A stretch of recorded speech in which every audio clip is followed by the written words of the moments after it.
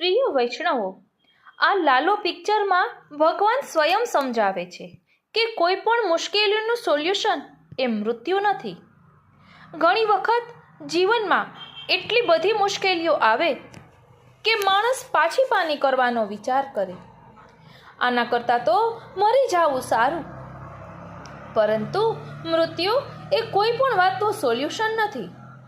અહીં સ્વયં ભગવાન કહી રહ્યા છે એટલે જીવનમાં મુશ્કેલી આવે ને તેનો ઉકેલ પણ હોય જ છે.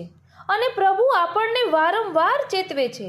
આપણે પણ ખરાબ સંગતે ચડીએ ત્યારે આવું થાય છે. આપણી સંગતમાં કોણ છે એ પણ આપણે ધ્યાન રાખવાનું. એટલે જ આપણા પુષ્ટિ માર્ગમાં શિક્ષાપત્રમાં દુસંગ કોને કહેવાય, સત્સંગ કોને કહેવાય તે ખૂબ સુંદર રીતે સમજાવ્યું છે. સત્સંગ એટલે મન વાણી પવિત્ર અને શુદ્ધ બને ત્યારે એ સત્સંગ કર્યો કહેવાય. ઘણી વખત માણસને એમ લાગે કે હવે મારાથી નહીં બને, બસ, પણ એ નિર્ણય દુઃખમાંથી લેવાયેલો હોય છે, સમજથી નહીં. ત્યારે પ્રભુ એમ કહે છે કે બસ એક પ્રયત્ન તો કર. એટલે જ્યારે સાવ હિંમત હારી જઈએ, પછી એમ થાય કે હવે કોઈ ઉપાય નથી, હવે આ જીવનમાંથી કંટાળો આવી ગયો છે, ત્યારે એક પ્રયત્ન કરી લેવો. કારણ કે એ છેલ્લો પ્રયત્ન જ હોય છે કે પ્રભુ આપણને તેમાંથી ઉગારવાના હોય છે.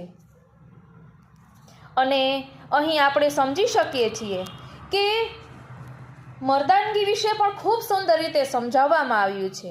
એટલે ઘરમાં પત્ની ઉપર હાથ ઉપાડવો એ મર્દાનગી નથી, પરંતુ પ્રેમથી તેને રાખવી, તેની સમસ્યાને સમજવી, તેના સુખ દુઃખમાં સાથ આપવો એ જ સાચી મર્દાનગી છે. પ્રેમ એ હુકમથી નહીં, સમજથી ચાલે છે. સંબંધ એ ડરથી નહીં, વિશ્વાસથી બંધાય છે. ઘર એ કોઈ યુદ્ધભૂમિ નથી, એ તો આત્માનું મંદિર છે. ઘરમાં હાથ ઉઠાડવો એ શક્તિ નહીં પણ નબળાઈ છે. જેનું બાર ક્યાંય ચાલે નહીં ને તે જ ઘરમાં સ્ત્રીઓ ઉપર હાથ ઉપાડે છે, એ તો જાણી જ લેજો. પત્નીને માન આપવું, તેની વાત સાંભળવી, તેની વાતને સમજવી, તેની મુશ્કેલીઓને સમજવી એ સાચો ધર્મ છે અને એ મર્દાનગી છે.